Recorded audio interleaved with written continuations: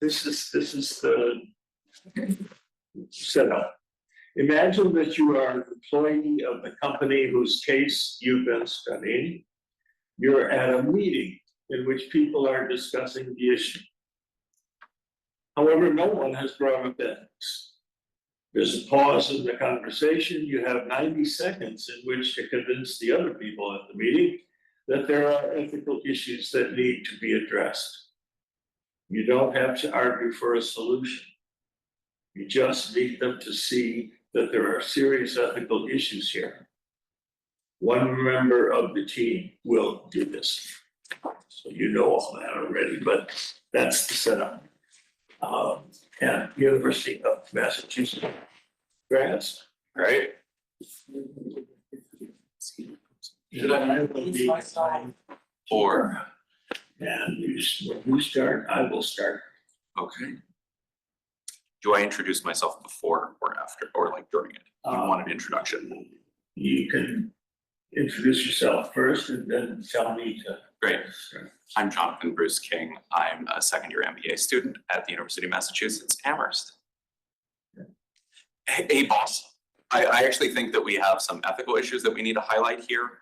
You know, I've been thinking about how KPP Consulting was like talking about Anita and like our frontline workers and how AI is going to impact them. And like, I think there's the upside, you know, kind of the challenge, the upside of like making their work easier. But I am concerned about some of like the change management and some of the worker upskilling, that they're talking about. Like if we don't get ahead of that, I think we have a major ethical issue on our hands. It terrifies me in a little bit. And also, I really think that there are three model that fairness, accountability, and transparency has to be done. Like this can't just stay in this room. We need to make sure that once we're actually moving forward with AI, that we're actually doing it in that way. We're fair, we're accountable, and we're transparent. And that means with both our customers and also our consumers. I'm also really worried about incorporating bias into our work. I really could see a data issue here. I think that if without implementing that change management that they're talking about, and also implementing that continuous improvement between those two things, if we don't have those, I think we're headed for an ethical and never mind like business and legal cliff. But if we incorporate the bias that we always have, it's terrible. So what do you think? You did it. Nice job.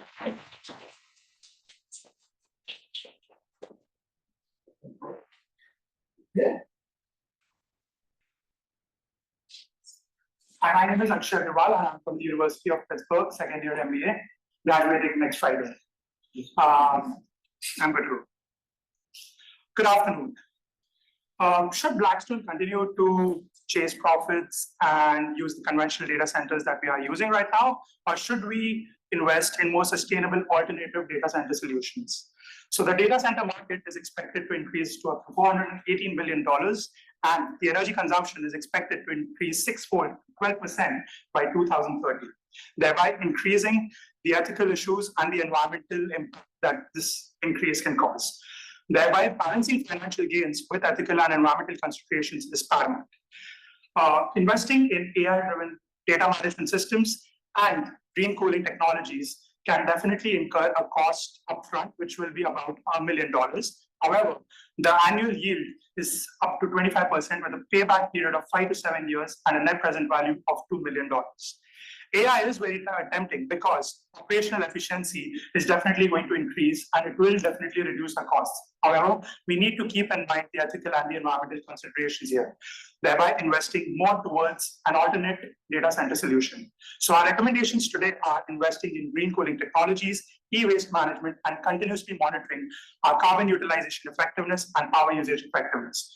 Also, investing in digital twins and predictive analytics will ensure operational efficiency. So let's lead the charge towards a more greener, more sustainable future for data center. Thank you. Well done. Exactly 90 seconds. McMaster.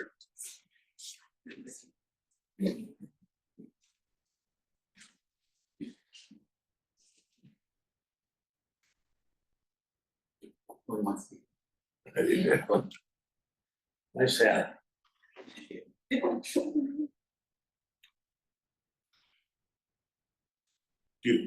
to introduce yourself? I can introduce my real self. Hello, everybody. I am Nathaniel Brigada. I am a second-year MBA student at the Root School of Business, McMaster University in Ontario, Canada. Okay. Go right in. Hello, fellow board members. My name is Winston, and I am honored to be the newest member of the Board of Commissions here at the Washington State Wine Commission. I take pride as a vineyard owner here in Washington, but I am disheartened with the amount of unethical practices, especially with the pesticide usage here in our state. As a matter of fact, in our industry right now, our labor force is consisting of 40% migrant workers who are not able to access medical support whilst being exposed to these harmful chemicals, these pesticides. Our regulations as well have loopholes, and our penalties are just very, very minimal. In fact, I am also a user of pesticides myself or my own grapes, and I can't risk the infestation of pests on crops that are already in risk with the wildfires in the West. And I can't even bear these grapes to feed to my family because they're not edible anymore, but I can't bear the guilt anymore of passing these softens to the consumers and at the same time putting my workers to risk. But there is a way, and we need to lobby for better regulations. We need to impose the integrated pest management, and at the same time, we are going to be able to be champions for ethical practices. Protect our lands, protect our land, and protect the people of the state of Washington. Thank you.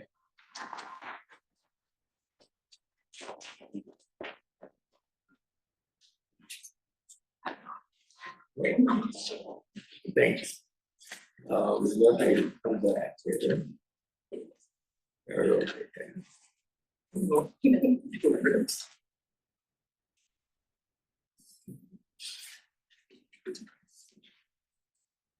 Okay. University of Florida. Right, so for personal preference, my name is Max. I'm a third-year electrical engineer at the University of Florida. And for the sake of the 90-second presentation, I will be representing a technical development lead presenting to a C-suite meeting of Old Dominion to discuss an upcoming project for the upcoming business cycle that involves a level 3 conditional AI model that preserves the driver in the cabin for human oversight to address the rising deaths by our company's drivers. So without further ado, whenever you're ready. All right, team, let's shift gears when discussing our level 3 implementation. While I'm likening to some of its innovative potential, I feel like there are a few ethical elephants in the room that we need to discuss before getting to the specifics.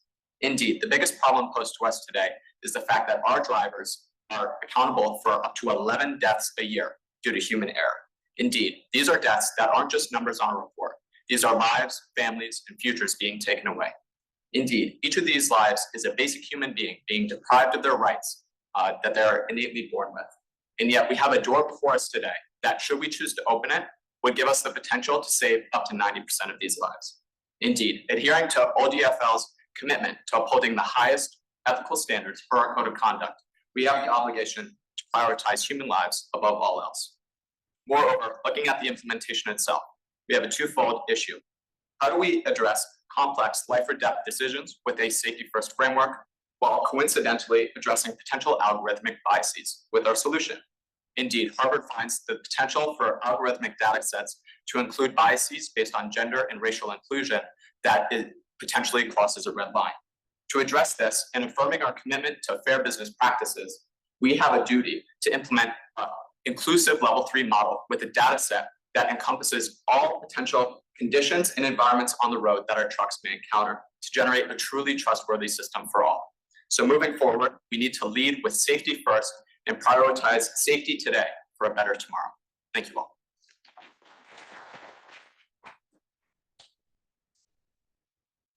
Breathless.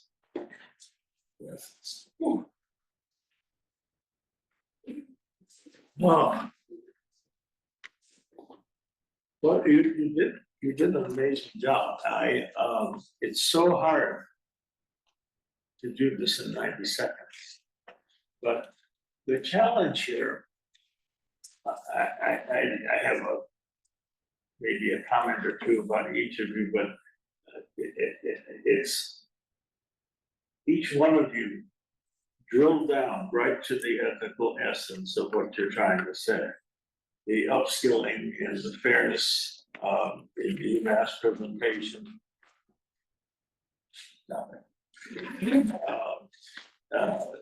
The use of AI, the ethical dimensions of AI in the Pitt presentation.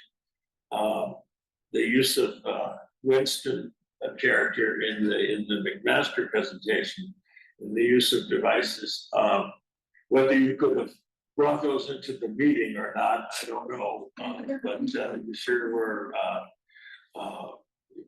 You got the heartbeat of the commissioners, and the safety first presentation certainly brought out the ethics. So, I mean, all of you did what you were asked to do.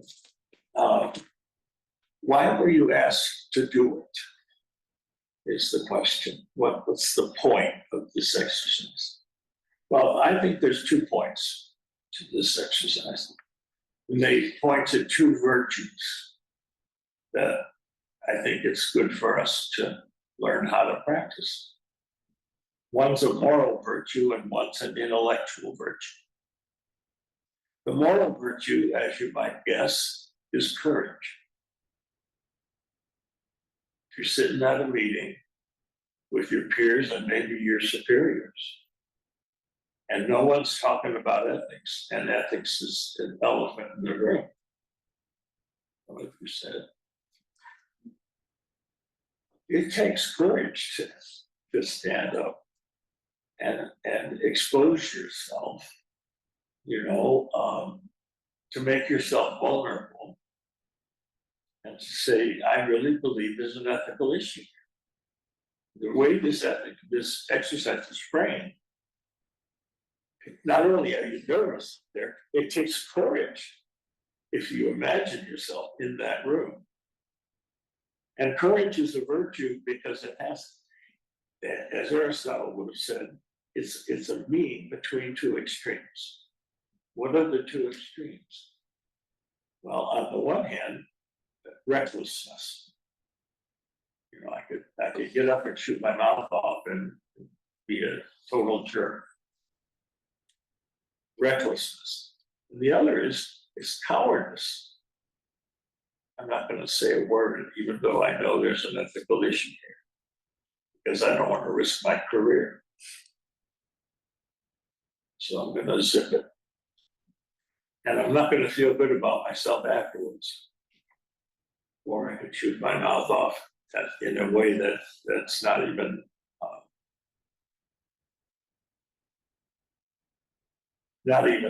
intelligent.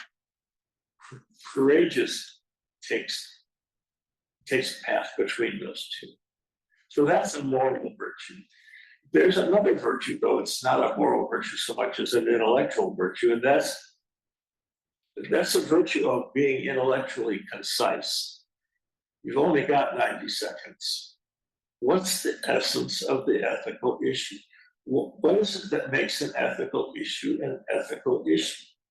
Each one of you had to figure that out for yourself, given the issue you were dealing with. Okay, safety in one of the cases. How do I get AI to care about all of the stakeholders involved? How do I monitor AI? AI is an artificial intelligence. Well, who's controlling the artificial? We are. Bad ethics in, bad ethics out. Who controls the ethics? And each one of you touched on, well, almost each one of you, 3 out of 4 of you touched on AI. And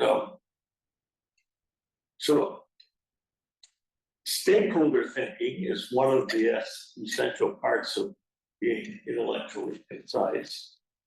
when you talked about transparency, you talked about fairness.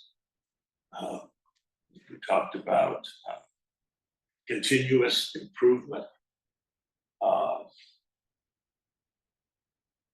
Accountability. Those are intellectually concise hangers on which you can convince a group of people that there's an ethical issue here. So I guess what I'm saying is there's a point to this exercise. It's not a throwaway. You're called on to be courageous and you're called on to be concise about ethics. And each one of you did that. And I think you should be proud of yourselves. And I'm supposed to rank you somehow, and I don't know how I'm gonna do that, but that's my problem. And I want to thank you all for being here.